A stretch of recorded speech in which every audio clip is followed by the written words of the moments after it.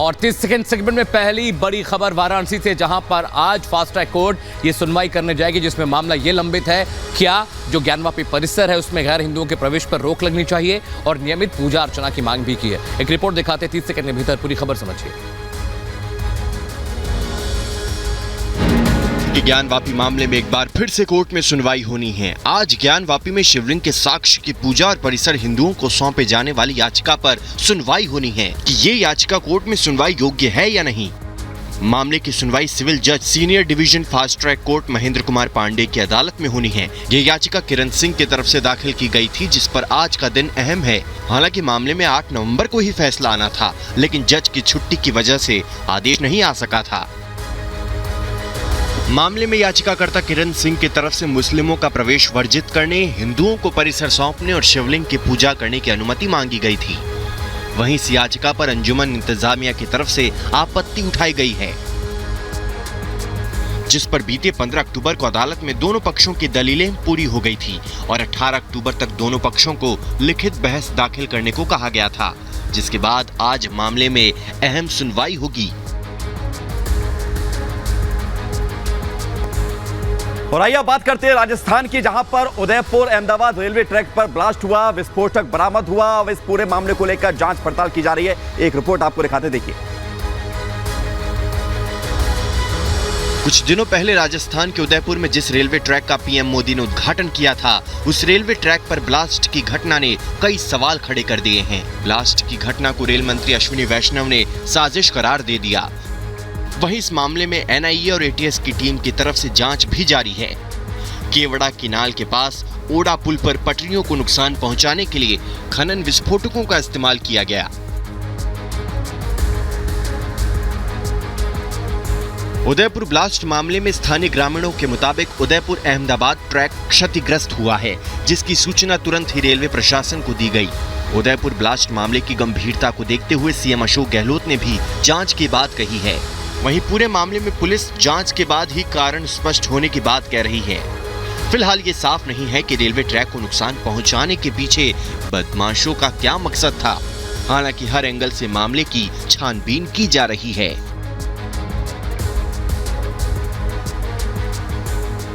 और प्रधानमंत्री नरेंद्र मोदी इंडोनेशिया के बाली जा रहे G20 समिट में हिस्सा लेने वाले हैं, और इस समिट में कई मसलों पर बात होगी, यानी किस तरह से यातायात बेहतर हो, टेक्नोलॉजी ट्रांसफर कैसे सुंदर बने, साथ ही साथ मेडिसिन पर भी बात होगी। 30 सेकंड के भीतर पूरी रिपोर्ट समझिए। प्रधानमंत्री नरेंद्र मोदी आज से 16 नवंबर तक बाली की यात्रा करेंगे, जहां इंडोनेशिया के राष्ट्रपति जो विडोडो प्रतीकात्मक रूप से उन्हें G20 प्रेसिडेंसी की कमान सौंपेंगे। भारत औपचारिक रूप से इस साल 1 दिसंबर को G20 की अध्यक्षता का पदभार ग्रहण करेगा। वहीं भारत का कार्यकाल अगले साल सितंबर तक रहेगा। शिखर सम्मेलन में G7 ब्लॉक के नेताओं के साथ साथ चीन, ब्राजील और दक्षिण अफ्रीका के राष्ट्रपति शामिल होंगे। G20 सम्मेलन में शामिल नेता यूक्रेन संघर्ष, खाद्य और ऊर्जा सुरक्षा पर चर्चा करेंगे। G20 देशों के नेता सम्मेलन के विषय साथ बढ़े, सशक्त बने पर वैश्विक चिंता से जुड़े प्रमुख मुद्दों पर विस्तार पूर्वक विचार विमर्श करेंगे। G20 के सदस्य देशों का सकल घरेलू उत्पाद वैश्विक अर्थव्यवस्था का लगभग 85% है। इसमें विश्व की 2/3 आबादी और विश्व व्यापार का 75% हिस्सा शामिल है। साथ ही इंडोनेशिया की अपनी यात्रा के दौरान पीएम मोदी 15 नवंबर को भारतीय समुदाय के सदस्यों को संबोधित करेंगे। और आइए बात करते हैं गुजरात चुनाव की। बीजेपी नेता हार्दिक पटेल से रिपब्लिक भारत ने खास बातचीत की है, जिसमें उन्होंने आम आदमी पार्टी और कांग्रेस को चुनौती मानने से ही इनकार कर दिया है। रिपोर्ट आप देखिए। गुजरात चुनावों को लेकर सरगर्मियां तेज हो गई हैं। ऐसे में बीजेपी नेता ने रिपब्लिक भारत से बातचीत में कांग्रेस और आम आदमी पार्टी को चुनावों में कहीं नहीं बताया। हार्दिक पटेल ने खास बातचीत में कहा कि मैं गुजरात और देश को आगे बढ़ाने वाले दल के साथ हूं। कांग्रेस पर हमला बोलते हुए हार्दिक पटेल ने कहा कि सजी हुई थाली से खाना कोई भी खा सकता है। मैंने खुद के द्वारा तैयार की गई विरासत को आगे बढ़ा रहा हूं। वहीं इस बार चुनाव में आम आदमी पार्टी को लेकर पटेल ने कहा कि गुजरात के लोग फ्री में नहीं फंसते। और गुजरात के बाद आइए उत्तर प्रदेश की बात करते हैं। उत्तर प्रदेश के मुरादाबाद में एक सनसनीखेज मामला सामने आया है। मामला यह कि एक पाकिस्तानी महिला थी जिसका नाम यहां की मतदाता सूची में था। ये गड़बड़ कैसी हुई, कौन लोग इसके पीछे थे, ये समझने की जरूरत जरूर है। 30 सेकंड के भीतर तफसील से पूरी खबर दें। उत्तर प्रदेश के मुरादाबाद में एक पाकिस्तानी महिला का नाम वोटर लिस्ट में आने का मामला सामने आया है, जहां एक पाकिस्तान से आई हुई महिला का नाम वोटर लिस्ट में शामिल हो गया, जिसके बाद प्रशासन भी सख्ती में आ गया, जिसके बाद जांच के आदेश दिए गए हैं। वहीं वोटर लिस्ट से महिला का नाम काटा जा रहा है। जानकारी के मुताबिक साल 2005 से शमा परवीन नाम की महिला शादी करके मुरादाबाद में रह रही है। मुरादाबाद के नगर पार्क बड़ा में रहने वाली महिला का नाम वोटर लिस्ट में आने पर प्रशासन पर भी सवाल खड़े हो रहे हैं। वहीं मुरादाबाद के डीएम के अनुसार पाकिस्तानी महिला शमा परवीन 2005 से मुरादाबाद के पार्क बड़ा में रह रही है। शमा परवीन ने पाक बड़ा के नदीम अहमद से शादी की है और वो लॉन्ग टर्म वीजा के साथ रह रही है, लेकिन बिना नागरिकता के शमा परवीन का नाम वोटर लिस्ट में कैसे आया, इसकी जांच की जा रही है। और खबर है उत्तर प्रदेश की राजधानी लखनऊ से, जहां पर यजदान अपार्टमेंट को आज एलडीए के द्वारा जमींदोज किया जाएगा। पूरी खबर क्या है 30 सेकंड में आप देखिए। लखनऊ प्राधिकरण आज यजदान बिल्डर पर बड़ी कार्रवाई करने जा रहा है। एलडीए यजदान बिल्डिंग पर कार्रवाई करते हुए ध्वस्त करेगा। पराग नारायण रोड स्थित बिल्डिंग को गिराया जाएगा। बिल्डिंग में चोरी छिपके कई परिवारों को शिफ्ट करने की कोशिश की जा रही थी। लखनऊ विकास प्राधिकरण को इसकी सूचना मिलते ही पुलिस को बिल्डिंग में भेजा और रह रहे परिवारों को निकलवाया गया। एलडीए यजदान की बिल्डिंग पर ध्वस्तीकरण कार्यवाही करके जमीन कब्जे में लेगा। और नोएडा में डॉग बाइट के मामले लगातार बढ़ते जाए, जिसके बाद नोएडा अथॉरिटी ने अब डॉग्स के लिए शेल्टर बनाने की बात कही है। साथ ही साथ ये भी कहा है कि वक्त रहते इस काम को पूरा किया जाना चाहिए, क्योंकि जो रोड पे कुत्ते हैं वो बच्चों को काट लेते हैं, जिससे लगातार ये मामले बढ़ते जा रहे हैं। 30 सेकंड के भीतर पूरी रिपोर्ट दिखाते हैं। नोएडा प्राधिकरण सीईओ रितु महेश्वरी ने कुत्तों के लिए बड़ा ऐलान किया है। महेश्वरी ने बयान जारी करते हुए कहा है कि कुत्तों को लेकर लोगों को कई तरह की समस्याओं का सामना करना पड़ रहा है, जिसे लेकर लगातार लोग शेल्टर होम या फीडिंग पॉइंट की मांग कर रहे थे। अब अपार्टमेंट ऑनर्स एसोसिएशन या RWA की सहमति से अथॉरिटी अपनी जमीन पर शेल्टर होम बना सकता है, जहां बीमार या आवारा डॉग्स को रखा जाएगा, जिसका रखरखाव AOA या RWA करेगी। और अगली बड़ी खबर है उत्तर प्रदेश के शाहजहांपुर से, जहां पर 3 तलाक और हलाला का मामला सामने आता है। पहले पति महिला को 3 तलाक देता है, उसके बाद अपने भाई से ही हलाला करवाता है। देखिए चौंका देने वाली खबर। यूपी के शाहजहांपुर में 3 तलाक और हलाला के उत्पीड़न का मामला सामने आया है, जहां एक महिला को पहले उसके पति ने 3 तलाक दिया और पति के भाई से हलाला करवाकर महिला का यौन शोषण किया गया। मामले में पुलिस ने आरोपी के खिलाफ गैंगरेप का मामला दर्ज किया है और कार्रवाई शुरू कर दी है। वहीं इस मामले में पुलिस प्रशासन ने भी लापरवाही बरती। महिला का आरोप है कि पुलिस प्रशासन ने उसकी शिकायत नहीं लिखी, जिसके बाद कोर्ट को हस्तक्षेप करना पड़ा। महिला ने आरोप लगाया है कि लगातार शादी के बाद से उसका पति प्रताड़ित किया करता था और अप्राकृतिक यौन संबंध को लेकर आए दिन मारपीट करता था। फिर पति ने महिला से 3 तलाक ले लिया और हलाला के नाम पर छोटे भाई से निकाह कराकर दोनों भाई गैंगरेप करने लगे। महिला ने बताया कि उसकी शादी साल 2017 में फरीदपुर के रहने वाले एक युवक से हुई थी। महिला ने अपनी शिकायत में कहा कि शादी के बाद से पति उसके साथ अप्राकृतिक यौन संबंध बनाता था। महिला विरोध करती तो उसे बुरी तरह से मारता पीटता था। और अगली खबर उत्तर प्रदेश के बुलंदशहर से, जहां पर एक सराफा व्यापारी के साथ लूटपाट को अंजाम दिया गया है। पूरी खबर क्या है 30 सेकंड में भीतर आपको बताते और समझाते हैं।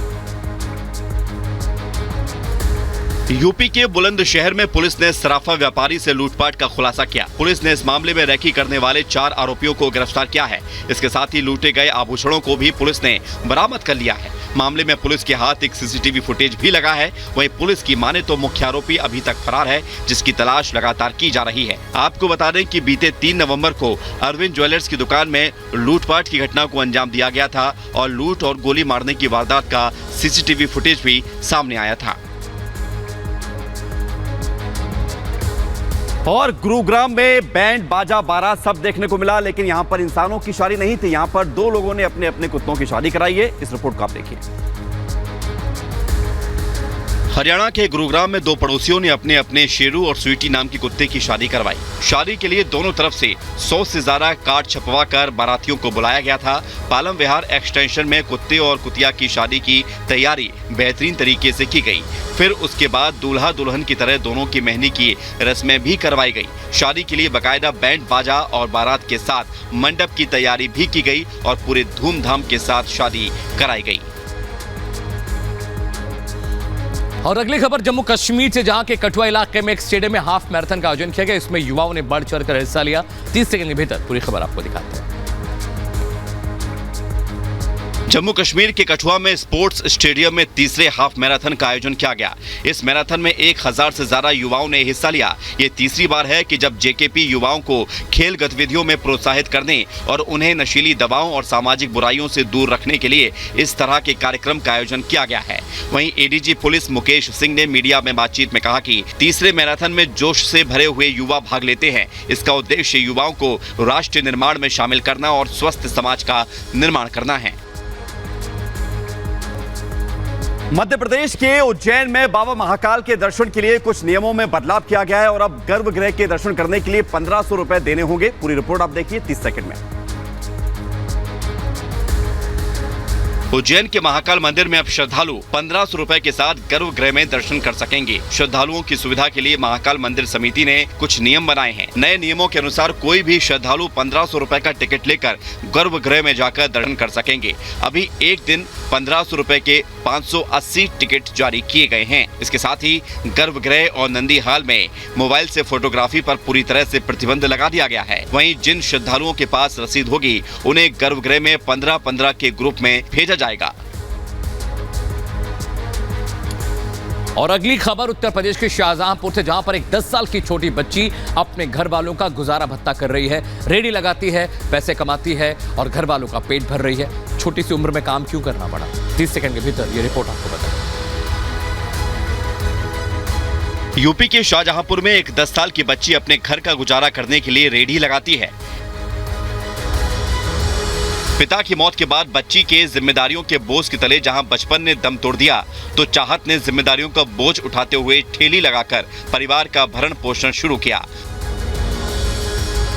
बच्ची सड़क पर भुने हुए आलू का ठेला लगाकर अपनी मां और 3 बहनों का पेट पालती है। इसके साथ ही उन लोगों के लिए भी नजीर है जो मेहनत करने की बजाय अपनी किस्मत को कोसते हैं। मध्य प्रदेश के खरगोन में रामनवमी के दिन सांप्रदायिक हिंसा हुई थी। पुलिस ने अब इस पूरे मामले में 7 लोगों को गिरफ्तार किया। इनके पास से चौंकाने वाले तथ्य निकलकर सामने आए हैं। इस रिपोर्ट को आप देखिए। मध्य प्रदेश के खरगोन जिले में रामनवमी के दिन हुई हिंसा मामले में 7 आरोपियों को गिरफ्तार किया गया है। गिरफ्तार किए गए आरोपी बिच्छू गैंग के हैं। इसके साथ ही पुलिस को आरोपियों से 4 पिस्टल मिली है।